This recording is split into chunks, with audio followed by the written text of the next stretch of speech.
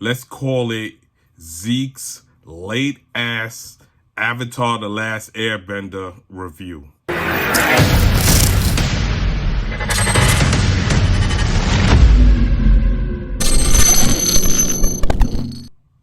I'm the author of this sci-fi thriller, The ANANDA ACCORDS.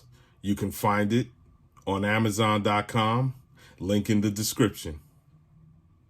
What's up, everybody? Holla at your boy, Zeke the Freak, mashing up geek.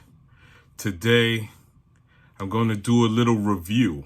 Now, I know I'm way behind the game. Let's call it Zeke's late-ass Avatar: The Last Airbender review. And of course, I'm talking about the live-action Netflix series. I finally saw all the episodes. The entire first season is in the books. And let's see how I feel about it. Now, I know some of y'all out there, a lot of y'all didn't like it. I can understand why, but then there's people that did like it. So, where do I fall?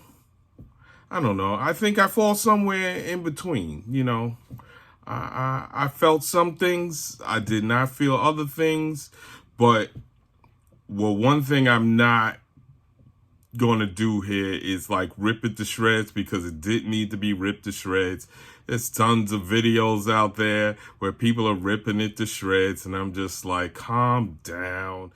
Let's get into it. I'm going to get into the acting. I'm going to get into the characterization. I'm going to get into the storyline and the plot to see how they handled that, transitioning from the classic animation from Nickelodeon from back in the day. Let me just say, that show was a masterclass on how to do story.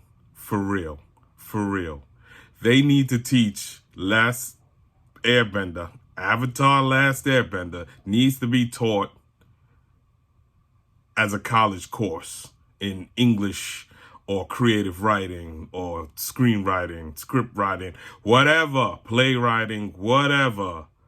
I'm telling you, Avatar: The Last Airbender, the animated series, needs to be taught as a class somewhere.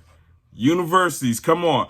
I remember back in the day, I think it was Arizona State University, taught Bugs Bunny. No, I take that back. It wasn't Bugs Bunny. They taught Roadrunner and Coyote as a philosophy class, okay? Okay, so it's doable. It's doable. Make this show, the animated version, make it a college course somewhere. Somebody do this. Come on. But that's besides the point. You're here for my review, so let's get to it.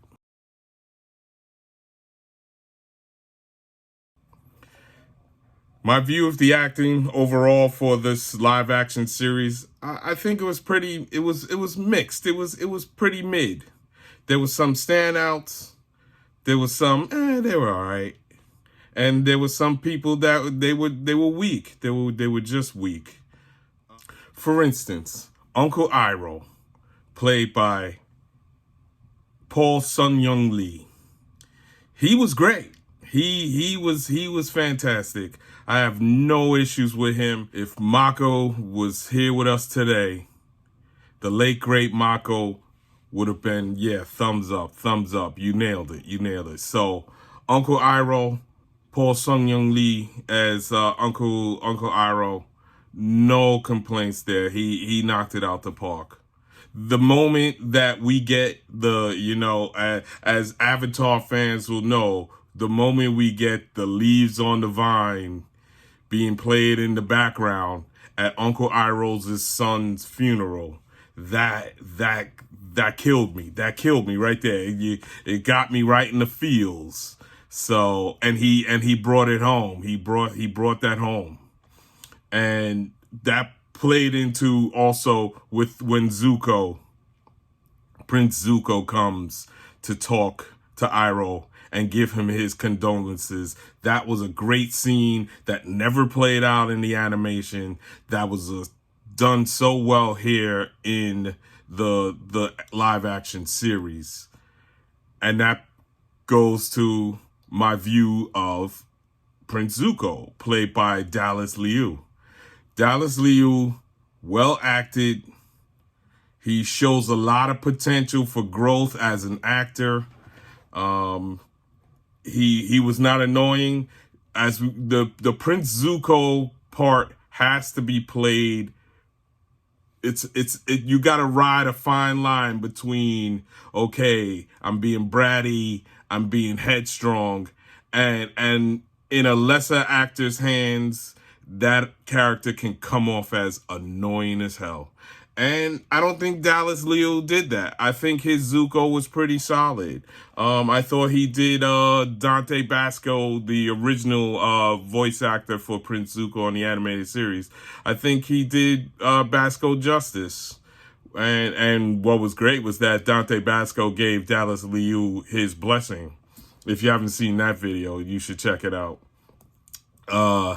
Like I said, Zuko, this portrayal of Zuko could have been annoying. It wasn't. And another standout on the series was Sokka, played by Ian Owsley.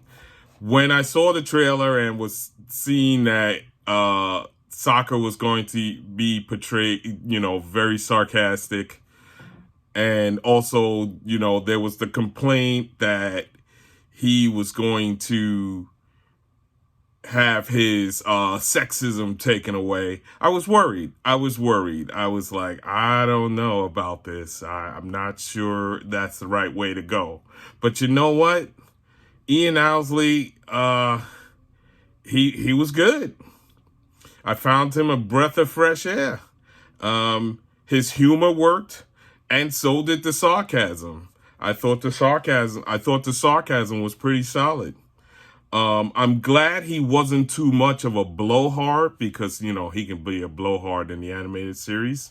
And I'm glad he wasn't a scaredy cat, because he could be a scaredy cat at times in the series, in the animated series.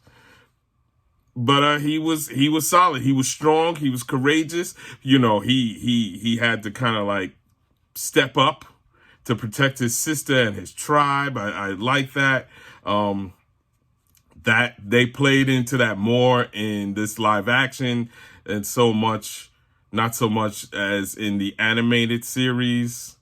Another really good standout as far as acting was Kenleung as generalzhao. Kenleung, he always brings it.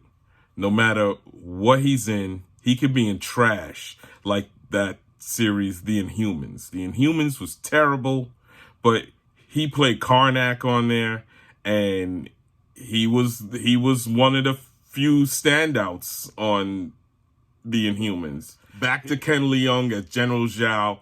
He was mean and nasty. Kenleung is always good at playing those sniveling, scheming roles, and he did not disappoint here. So now that was for the actors who were really good. Now it's time for the actors who were okay. They were okay. So of course, we've got Aang, the star of the show, the main character, the protagonist. Aang was played by Gordon Cormier. You know what? I thought he was actually good in this role. He portrays the playful, happy Aang well. I'm fully gonna admit that. The problem arises when the writers put long-winded, too mature, expository dialogue that is a lot of telling and not showing. And I'm going to get into that later in the plot part of this piece. Whenever Cormier is given those long-winded expository bits of dialogue, he can't seem to handle it. In my opinion, he can't seem to handle it. And that's unfortunate because he's good. When he's just kind of like being Aang, just kind of like hanging around as Aang, he's good. He's solid. He's on point. But they give him dialogue that's too mature. He's supposed to be 12 years old, and then he's saying, grown adult things, and it's not like, oh, cool, that's a very adult take this character has. No, it's more, it just comes out clunky in when he does so. And again, like I said, this problem has a show don't tell problem, and they do a lot of telling, and there's a lot of exposition. And I don't know if this show does a lot of exposition because they're worried about people who didn't watch the animated series, but Aang is given a lot of exposition, and he can't handle it, and he shouldn't have had to have handled it. You gotta be able to tell a story better than dumping a ton of exposition on us, and that hurt Cormier's characterization, I felt. Next on the mid list is Elizabeth Yu as Azula. Again, she's like Cormier, she's okay so far, but we don't get a full picture of her just yet this season to consider her a fully realized character yet. Once they get into those really hard-hitting Azula stories, there's Azula dominant stories, then we'll get to see what Elizabeth Yu can do. But for now, she was okay. It was fine. I can't complain. And also the same thing with Daniel Day Kim as firelordozai. He too, we don't see enough of him, but later on when we get those Ozai dominant stories, we'll get to see if Daniel Day Kim can handle this character. But I mean, Daniel Day Kim, we've seen him on a million things. He was on Lost. He was great on Lost. He's a regular on Hawaii Five-0. I only watch a few episodes of that, but he's a solid actor. You can count on him. But he just didn't get enough to do this first season because they still need to set up firelordozai, as the big bad for later on. So that's fine. And that's all I have for the mid actors. The weak actors, I'm sorry, I'm gonna have to say Kiawentiio, and I hope I'm saying your name right. Your portrayal of Katara was weak. It was weak. I'm sorry. I'm sure she is charming. She's pretty. She's got an on-screen presence, but I felt that she was the weak link as far as acting goes. Now, I've looked her up on IMDb, and I saw that she starred in 2 Canadian films before and appeared in a few Canadian TV series before Avatar. But I think her take on Katara doesn't work. It doesn't work for me. She plays Katara too low-key.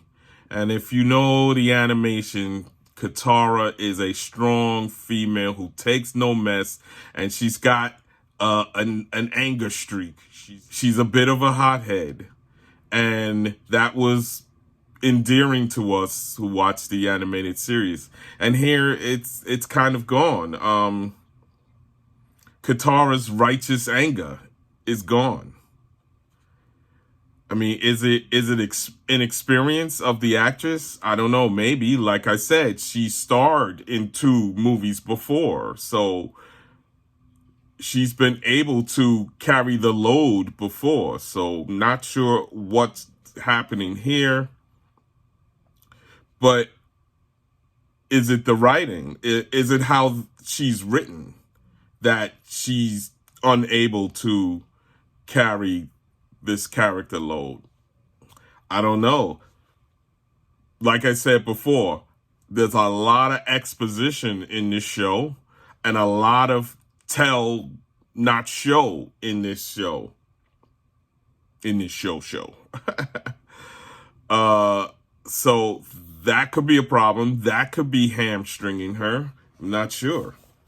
She does bring sweetness and likability to the role, but she comes off as bland in so many scenes. And like I said, could it be the writing? Well, let's talk about that.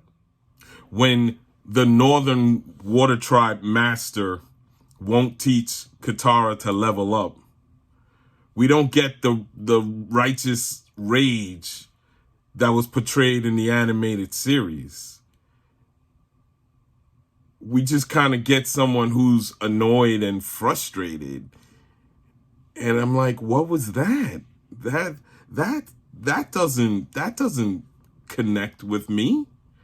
Katara's anger in the animated series was like, yeah, Katara, you gotta show this guy.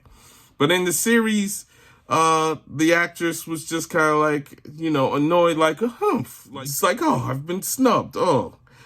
And I don't know, is that the actress's skill level? I don't know. Was that how she was written? Who knows?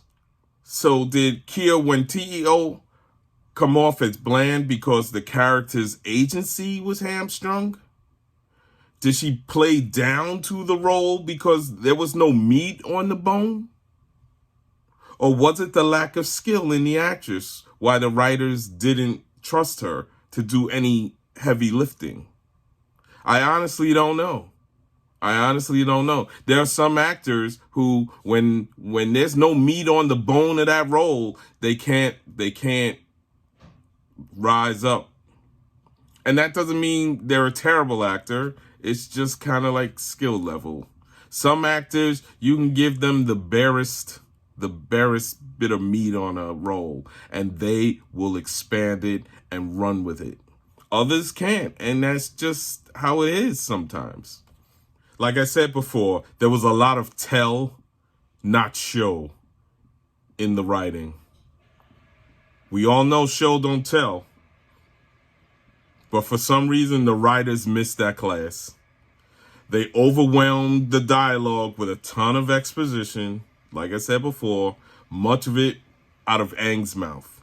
A perfect example of that is when Aang vents to Appa in the first episode of the live action.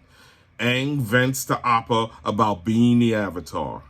He says he can't be the Avatar. I'm a kid who likes eating banana cakes and playing airball. Okay, that's great, that's fine. You're a kid who likes to eat banana cakes and play airball. We could have easily been shown this at the start of the episode. We could have picked up that Aang, he's this kind of a kid. Instead of having that weird introduction of him flying around from the cliff and flying down and showing off to everybody in the beginning, we could have had Aang chomping on banana cakes like, banana cakes. And we could have had him playing airball. And then the monks could have called him over and be like, hey, Aang, come over here. And then tell him, you really are the Avatar. You know that, right? We could have had that. And that we're not stupid. Well, most of us aren't stupid. If you look at the comment section on YouTube, you might dispute that. But the vast majority of us are not stupid. If we had seen Aang eating banana cakes and seen Aang play airball, we would have gotten the idea that he is a kid that likes to eat banana cakes and play airball. But no, the showrunners felt they needed us to tell us that. They needed to tell us that. But you wasted it by giving us that show off flying scene in the beginning. We didn't need that. Aang wants to be just another kid. So by showing Aang to be just another kid, you have him chomping on banana cakes and playing airball. Having him zoom around using his airbending powers to make himself fly and spin around in the air, that doesn't make him any other kid. That was a perfect example when he's venting the Appa that they were not effective in showing us who Aang really is.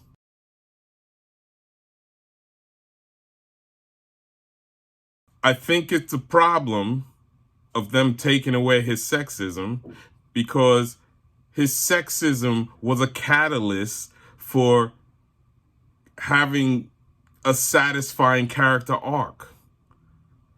And the reason why you need a satisfying character arc is because your characters that you like, they grow.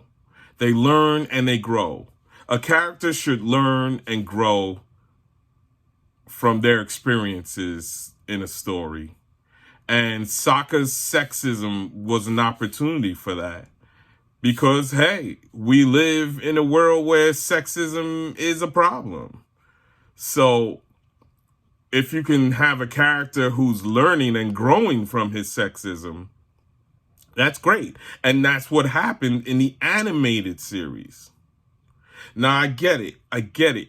You don't want to put sexism out into the world. You don't want people to get the wrong idea that sexism is okay, that treating your little sister poorly because she's a girl is not okay. And the less sexism we put out into the world, the better. But the sexism that Sokka from the animated series put out into the world was an opportunity for growth and an opportunity for change. And they took that away from live action Sokka. And I gotta admit, I have a problem with that. Sure, you pumped up his doubt and his intense desire to be a great leader for the Southern Water Tribe. Cool, I get that, that's fine. But guess what? A character can have more than one flaw. Or as they say in the literary world, a character can have more than one ghost. His sexism is his ghost. His father's doubt in him is his ghost. His own doubt in himself is his ghost and flaw. His bravado in wanting to be that leader for the Southern Water Tribe is his flaw. It's his ghost. You can have more than one ghost. You can have more than one flaw. So there was no need to take away his sexism. But I get it. I get why they did it. Whatever. Fine. I'm not gonna bitch and moan like how these other YouTubers and commentators are. I'm not gonna do that. You do you, boo. You do you. So, as far as the story goes, that was my rant on structure. But as far as the story goes, I thought the story and plot they were fairly solid because they lifted most of it straight from the animation. Yeah, they changed some things here and there, and I had a problem with how they portrayed Boomy. I'm a big Boomy fan, and they made Boomy just kind of evil. I don't know, not evil, but it wasn't like in the animation, Boomy wanted to play around with Aang to make him understand that he's the Avatar. In this, Boomy is like, I'm trying to kill you to show you you're the Avatar. And for some reason, that just didn't come off playful. It was kind of scary and deadly, but Boomy's just having like a good time messing with Aang. But in this, Boomy is like determined to almost kind of take Aang out to show that he is the Avatar, prove that he is the Avatar. And I'm not sure if that worked. Maybe it's me. I'm like I said, I'm a fan of Boomy, and I wasn't really happy how they portrayed Boomy. But like I said, most of the story was taken straight from the animation. They changed some things here and there, but most of the stuff was pretty right there. And so they followed most of the train tracks that was laid out by the animated series. The special effects, I thought, were pretty stellar for the most part. They're like movie level special effects. I like that. This includes the various bending and the backgrounds. I like the costumes. They could have dirtied the costumes up a little bit to make them the costumes more lived in. Sometimes the costumes could come off as a little cosplay like, but they were still beautiful and well crafted costumes. But yeah, maybe hopefully next season the costumes look more lived in. But great bending effects right out the gate. No complaints really there. That was the one thing. If they were going to get one thing right, it was the bending that they needed to get right. We all remember that terrible M. Night Shyamalan version that I will not go into, but the bending in that was ridiculous. So, thank you. You at least got that picture perfect right. Also, top notch, I felt, was the martial arts. The martial arts was very good. The fighting, solid. There was flashy choreography mixed in with solid fighting technique and some cool stunts. So that's some pluses right there. So overall, I give this series a C plus B minus, or B minus C plus. It was all right.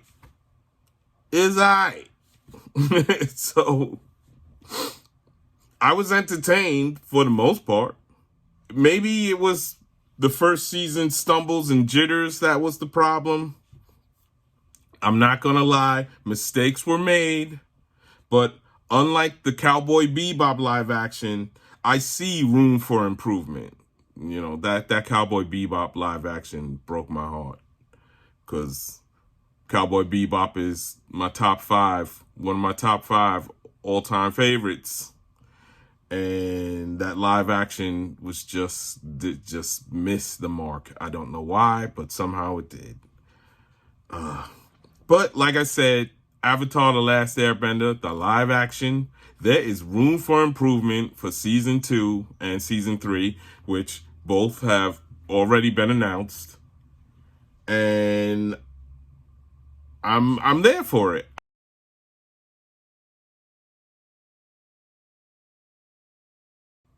Do me a favor, smash that like button and hit up the notification bell so you can find out when I've got a new video out. It really helps with the algorithm and helps other people see the content they've been waiting for.